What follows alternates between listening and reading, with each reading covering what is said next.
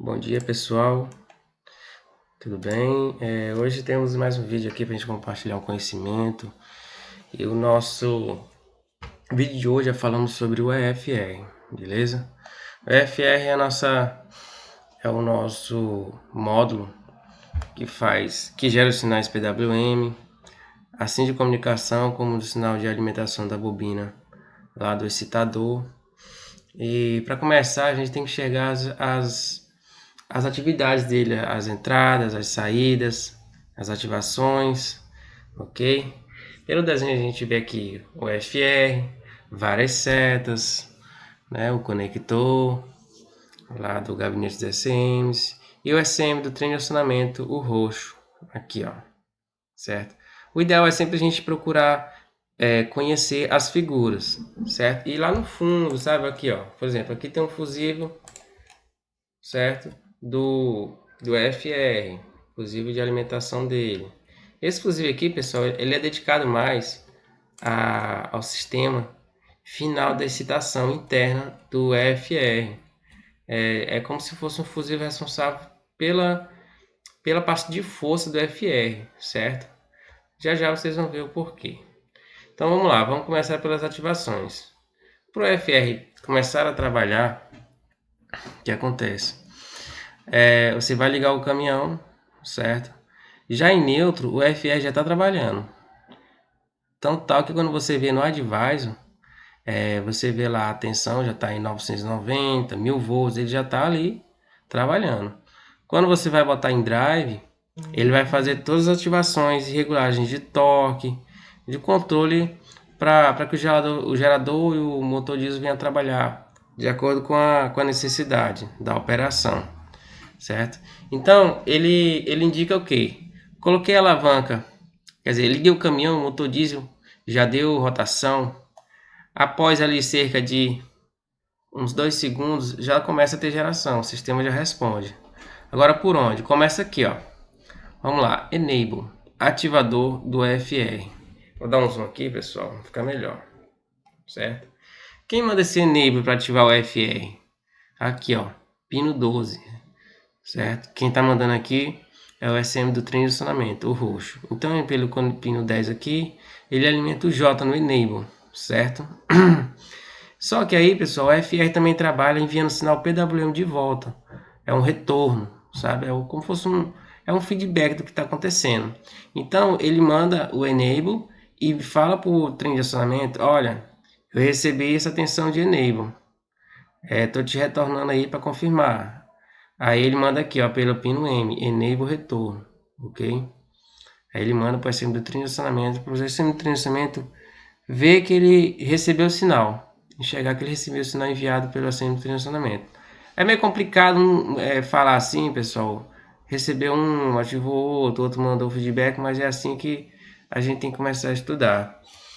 Então, a gente olha aqui, ó. Separei aqui bolinhas vermelhas, bolinhas azuis, que é a nossa ativação, bolinhas pretas, certo? Então vamos lá. A gente já viu a parte do enable. Aí o que tem mais para a gente verificar? Controle de potência, corrente, power, certo?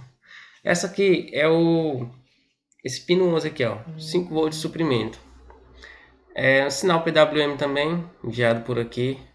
Isso aqui é a parte que vai controlar o torque. Ele vai controlar a tensão e o torque que o FR vai injetar na saída, aqui na bobina, ok?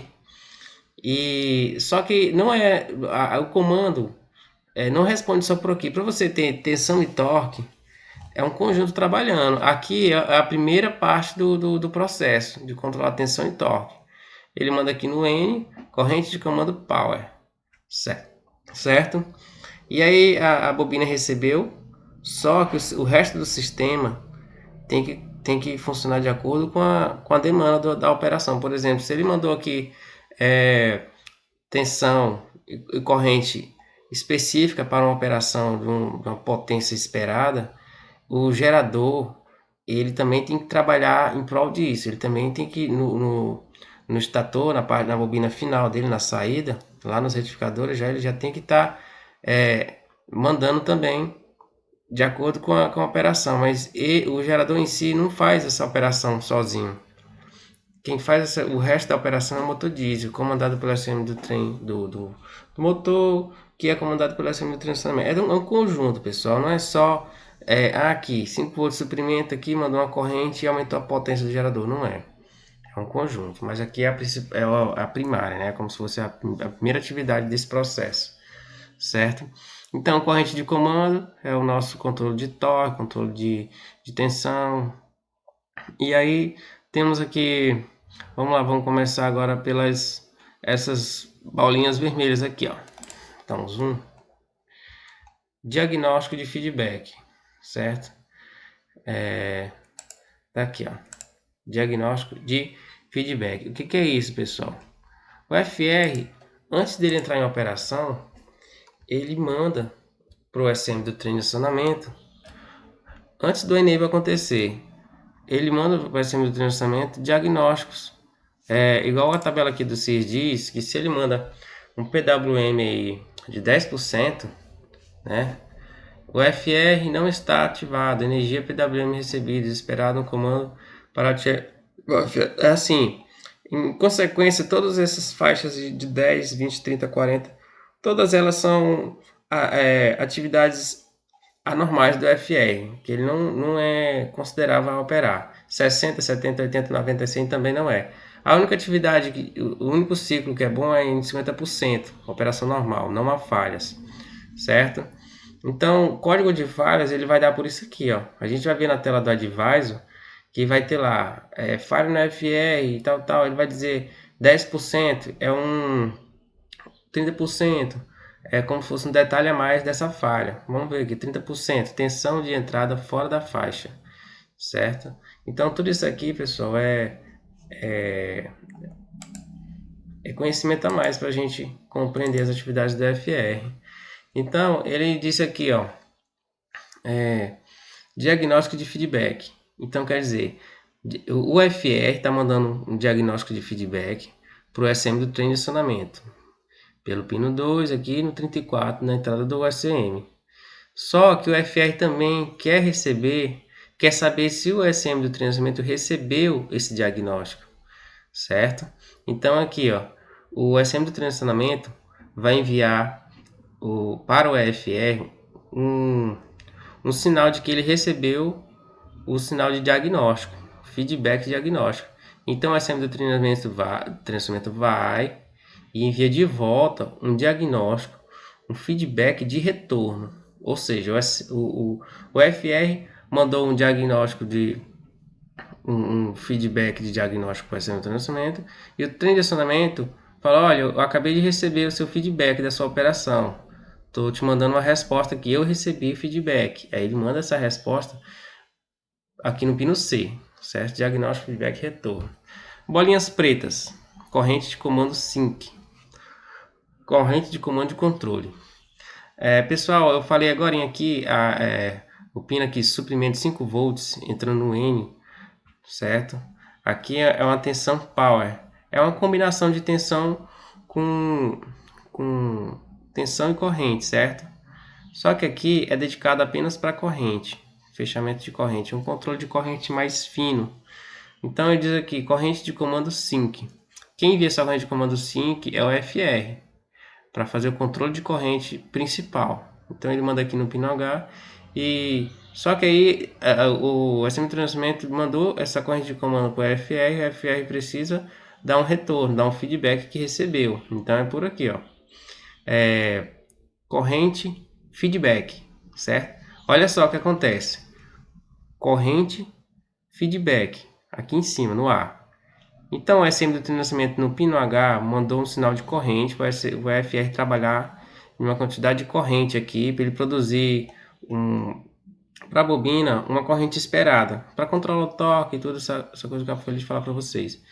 Então aqui, ó, no pino H, comando de corrente, o FR tem que dar o retorno de que recebeu esse comando de corrente aqui, ó, pelo pino A, feedback de corrente. Então ele envia um feedback de corrente para o SM do trem de acionamento. Só que o FR também precisa saber se o SM do treinamento recebeu o feedback dele. Então o SM do treinamento envia um feedback de que recebeu o feedback, certo? Da corrente de acionamento, corrente de controle. Então ele vem por aqui, ó. No pino 55 sai um feedback de que recebeu o feedback de corrente de controle. Aqui, ó, corrente, feedback, retorno. Ou seja, o SM do treinamento retornou um feedback apenas de que recebeu o feedback do EFR. Então é a jogada assim, pessoal. Quem tiver dúvida, vai olhar esse diagrama, vai olhar as setas, olha as setas. SM do treinamento mandando para o EFR. Feedback de corrente, o EFR mandando para o treinamento. Essa pretinha aqui de novo. SM do treinamento mandando para o EFR, um retorno de feedback de corrente, certo? Então ele trabalha assim, pessoal, nessas jogadas assim. É importante a gente compreender, é um pouco complicado, mas assim, quem não entendeu bem, repete o vídeo, olha o diagrama, olha as setas. As setas, pessoal, é essencial, entendeu? O SM do treinamento também enxerga um pós-chave, aqui, ó, battery control, aqui, ó, certo? Essa parte aqui de alimentação pós-chave e o negativo, alimentado aqui, ó, isso aqui é dentro do gabinete dos ECMs, ok? Aqui é para alimentar o circuito da placa. Eu costumo dizer que esse UFR é dividido em duas placas internas, certo? A placa de força, de potência, e a placa de controle. Uma placa mais fina e tal, do circuito de controle. Aqui está dizendo fusível de 40 amperes. Nessa TB aqui é na caixa direita, lá do caminhão, do outro lado, né, na parte direita. Fusível de 40 amperes, certo? E aqui também diz aqui, ó, um shield cap. O que é o shield cap? É uma proteção para o chicote, para esse chicote geral aqui, ó. Toda essa parte aqui de controle é um chicote só, uma cordoalha só, certo? Para isso precisa, como é sinais PWM, pode gerar campo magnético e também tem que ser protegido de campo magnético vindo do alternador, do gerador principal. Então eles põem aqui, tá aqui, ó, quem faz a geração da malha é uma malha negativa, aterrada. É o próprio SM do transicionamento, pelo pino 8, do 21 e essa região todinha aqui é protegida por essa malha aqui que o SM do transicionamento gerou, essa tensão negativa. Aí aqui a gente enxerga aqui os controles, certo? Toda a parte dos pinos internos, quando a gente for enxergar lá, para não ficar perdido. Aí diz aqui, a corrente enviada para o enrolamento desse excitador de gerador é na faixa de 3.8 a 4.2 amperes.